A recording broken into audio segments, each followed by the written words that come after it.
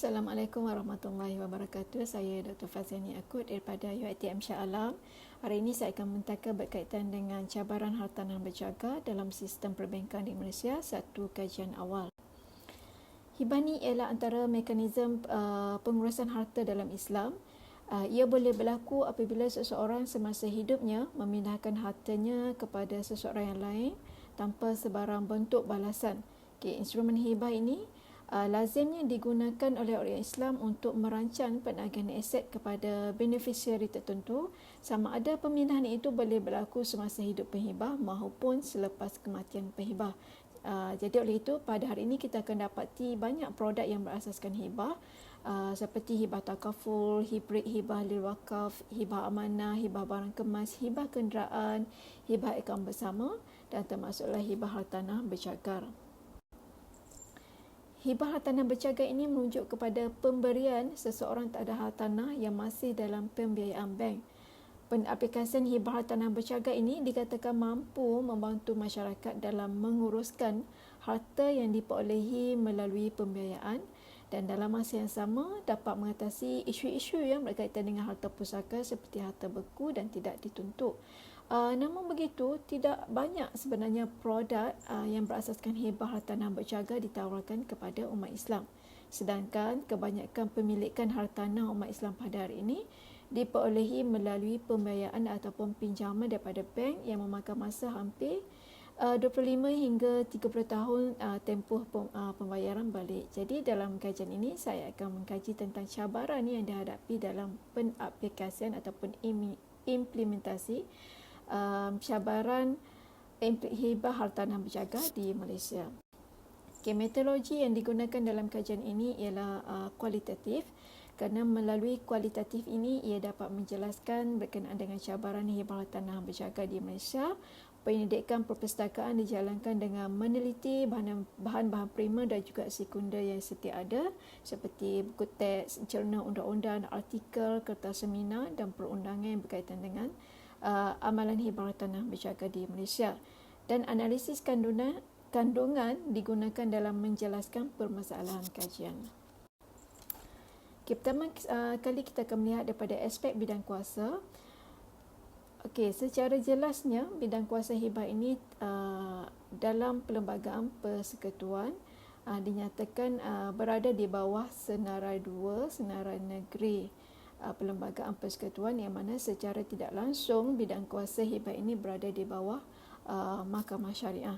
Tetapi yang mungkin ia boleh menimbulkan daripada aspek pelaksanaannya, ia mungkin boleh menimbulkan permasalahan apabila ia melibatkan pelantikan pemegang amanah ataupun trustee, kerana di situ undang-undang sivil yang akan terpakai ataupun ia akan dibicarakan di Mahkamah Sivil. Jadi di sini ia akan menimbulkan konflik perundangan di antara Mahkamah Syariah dan juga sivil, dan sekaligus menjadikan pengesahan hibah itu menjadi kompleks kerana ia akan melibatkan dua sistem perundangan. Yang seterusnya ialah berkaitan dengan undang-undang hibah. Sehingga sekarang masih belum lagi terdapat undang-undang khusus yang berkaitan dengan hibah.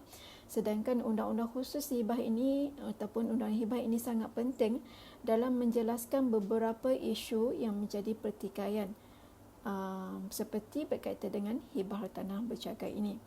Sebagai kita akan lihat beberapa kes yang telah diputuskan oleh mahkamah. Pertama sekali berkaitan dengan kes Awang Abdul Rahman lawan Syamsuddin bin Awang, yang mana Hakim Mahkamah Tinggi Syariah Terengganu dalam kes ini memutuskan bahawa hibah yang dibuat itu adalah tidak sah kerana harta yang dihibahkan itu adalah masih lagi berada dalam cagaran pihak bank dan pemilik hibah itu tidak mempunyai pemilikan penuh kepada harta tersebut.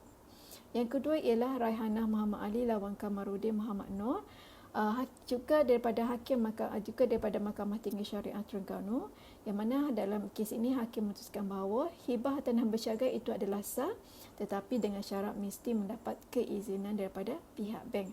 Tetapi sehingga sekarang masih belum terdapat sebarang polisi yang dikeluarkan oleh pihak bank yang membenarkan hibah hartanah bercagar ini dibuat. Yang ketiga dalam kes Yati Suraya lawan Sophia binti Abu ini, Mahkamah Tinggi Negeri Sembilan memutuskan bahawa hibah hartanah ini bercaga, hibah hartanah bercaga ini adalah sah dengan syarat rumah tersebut dilindungi sepenuhnya oleh takaful ataupun insurans. Okay, menurut kepada laporan Bank Negara Malaysia, hanya 50% sahaja ataupun 50% sahaja rumah dilindungi oleh takaful ataupun insurans. Okay. Selain daripada itu, kita juga perlu melihat permasalahan yang timbul atau kelemahan yang timbul dalam takaful ataupun insurans ini terutamanya apabila polisi takaful itu mengandungi dua nama. Jadi ia mungkin boleh menyukarkan kepada pelaksanaan hibah hartanah bercaga. Yang seterusnya kita akan melihat kepada institusi amanah yang menawarkan produk-produk hibah ini, di mana ia boleh menimbulkan kekhawatiran berkenaan dengan ketepatan produk yang ditawarkan oleh mereka,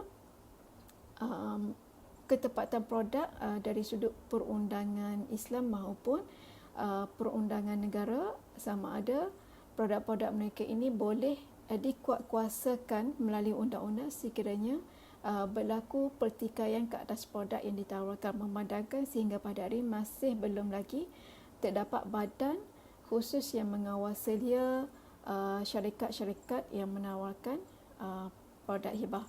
Yang seterusnya ialah juga yang menjadi cabaran ialah sikap umat Islam itu sendirilah, kesedaran yang lemah, sikap umat Islam yang tidak mengambil berat berkaitan dengan pengurusan harta.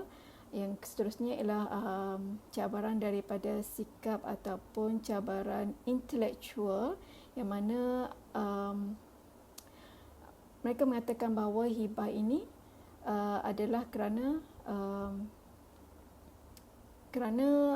adalah untuk lari daripada sistem faraid. Jadi kedua-dua sikap ini adalah sangat berkait rapatlah dalam penerimaan masyarakat terhadap hibah, khususnya berkaitan dengan hibah hartanah bercaga. Jadi konklusinya, pelaksanaan hibah hartanah bercaga ini adalah sangat vital ataupun sangat penting kepada umat Islam, kerana ia dapat membantu masyarakat menguruskan harta yang diperoleh melalui pembiayaan dan dalam masa yang sama dapat mengatasi isu-isu yang berkaitan dengan harta pusaka. Jadi setiap cabaran yang telah dikenal pasti ini perlu ditangani dengan sewajarnya supaya objektif syariah